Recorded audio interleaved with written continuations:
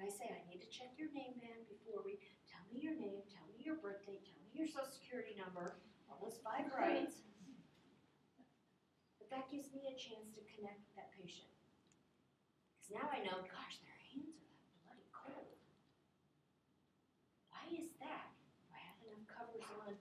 Is it a disease process? And you can share those kinds of thoughts in an interview. So those would be part of a scenario. The last thing I have is group interviews are kind of a challenge. I know right now one of the hospitals in Denver is doing group interviews, and to me they're a form of stress interviews that are group interviews. Because there's you with 5 staff members. So it's like, oh, I'm hanging out here. Thinking, what are they asking me? Okay? Just take a deep breath. It's okay. They're trying to say, I see working with that person. And you're doing the same thing. And my question whenever I'm in interviews like that, my last question, because they always ask me, do you have any questions? Is I always ask, what do you find is the benefit of having 5 of you interview 1 of me? Because they probably haven't thought about it. Because their manager told them they were going to do it. Okay? But it's an interesting question because it'll help you reflect on what were they hoping to get out of this. And sometimes it's, we like what she said. We like what they're doing. I worked with her, and I was her preceptor for clinicals. I saw him on my floor, and I really liked them. That may be why they're on that committee. So you didn't even realize they're really your support, your fan club, unless you ask them that. In those, it's really important that you think before you answer.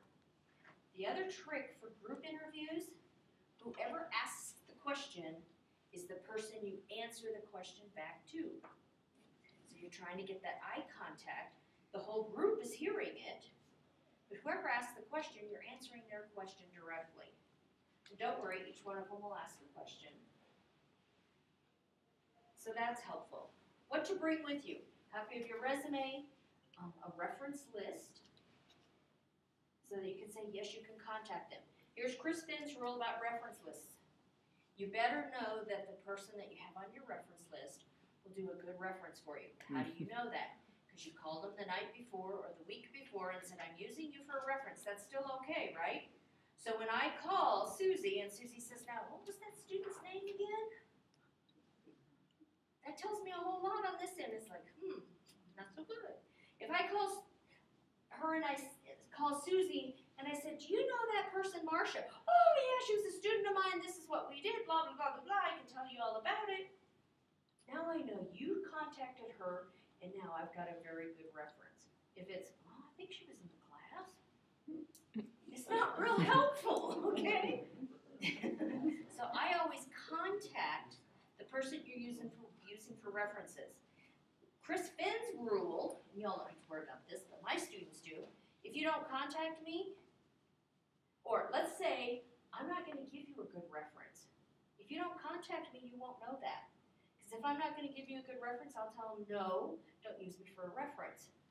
I will not be helpful for you.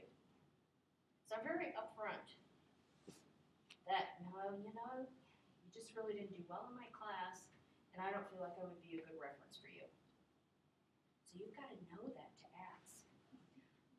Then your portfolio, and we talked about that. Now, hallelujah, you get this offer. Don't jump on it, sit on it.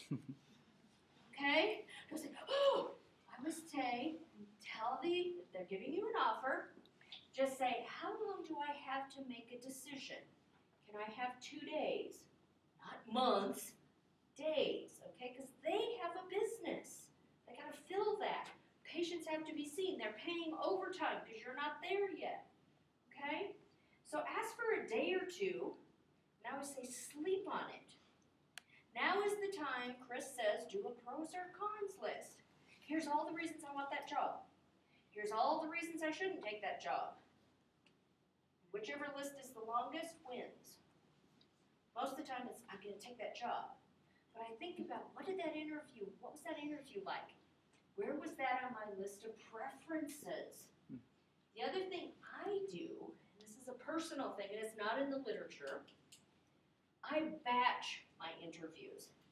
So my top 2, I interview right away. I send my resume, I send all that stuff in, and then I wait 2 or 3 weeks, hoping they'll come and answer. If they happen not to, then I send my second list. And then I send my 3rd, and my 4th, and my 5th, and how many ever, right? Because I'm trying to stack the deck for the places I want the most. They may just be in a budget crunch and can't hire right now. My other rule is, and I suggest you consider it, if you take a job, you're committed for a year. Because after 2 months, you may not feel comfortable. It's only 2 months. You're still oriented. Give it a chance. So if you tell yourself, I'm here for a year, I can stand on my head for a year, you may find it's the place you love the most. But it takes a lot of money to train you, to do that extra educational piece, to get you equally involved in the facility, in the unit, to figure out your strengths. How do you fit within that team? Go and talk to your manager or your director. I'm feeling really kind of uncomfortable. I don't think anybody here likes me. They can say, oh, wait a minute, we can fix that. Why do you feel that way? What's our culture on our unit? So they can work with things like that.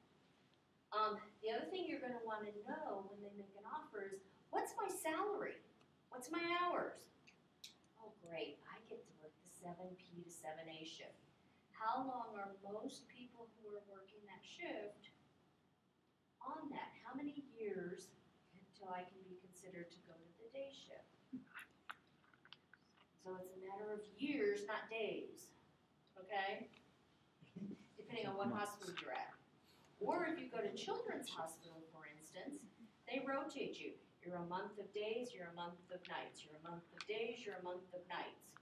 And that's what they do for everyone for their first year. Then you can request full-time nights if you would like, because nights right now is the hardest for them to fill. You may say, do you have any different shifts? Because different units have different busy times. One of the hospitals I know has a 1 a.m. to 1 p.m. shift to help relieve, because they have a busy time. They have lots of diagnostics in the morning, and that's exactly where nurses change their shifts, so they tend to do it that way. So ask, what are those shifts? What are the benefits? What kind of insurance do I have? What other benefits do I have? What are you planning? And does the offer have an expiration time? So we're offering it to you. If I don't hear from you in 3 days, we're going to move to the next person, because we have really strong applicants. So you kind of know that. They're not doing it to pressure you. They truly do have that many people applying. That's all my pearls. Everything I have in this toolbox. Questions you guys have? I can answer anything.